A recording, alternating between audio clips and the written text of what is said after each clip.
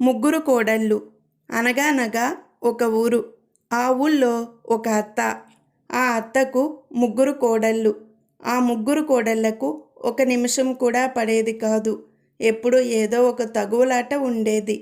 ముఖ్యంగా ఇంటికి చుట్టాలొచ్చినప్పుడు నేను వడ్డించాలని వత్సందాలు పోయేవాళ్ళు.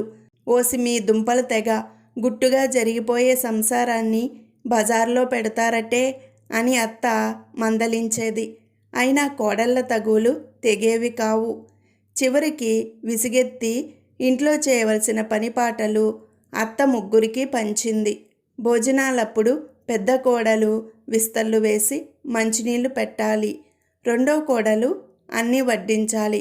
మూడో కోడలు విస్తళ్ళు తీసి దిబ్బ మీద పారేయాలి. ఈ ఏర్పాట్లతో పనిపాటలు సక్రమంగా సాగిపోతున్నాయి. కోడళ్ళు పోట్లాట మానివేశారు. అత్త చాలా సంతోషించింది. ఇక సంసారానికి ఎలాంటి రద్దీ లేదనుకుంది.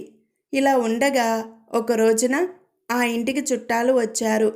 అత్త కోడళ్ళని పిలిచి ఎవరి పనులు వారు త్వర త్వరగా శుభ్రంగా చేసుకుని పోండి అని చెప్పింది. ముగ్గురు కోడళ్ళు సరేనంటే సరేనన్నారు. చుట్టాలు కాళ్ళు కడుక్కొని వచ్చి పీటల మీద కూర్చున్నారు. పెద్ద కోడలు త్వర త్వరగా విస్తళ్ళు వేసి నీళ్లు పెట్టింది. బంధువులు సంతోషించారు. రెండో కోడలు వచ్చి గబగబా చేసిన 4 పిండి వంటలు వడ్డించిపోయింది. అంత తొందరగా వడ్డించినందుకు కూర్చున్న వాళ్ళంతా విస్తుపోయారు. ఇంతలో మూడో కోడలు వచ్చి వడ్డించిన విస్తళ్ళన్నీ గబగబా ఎత్తివేసి దిబ్బ మీద పారేసింది.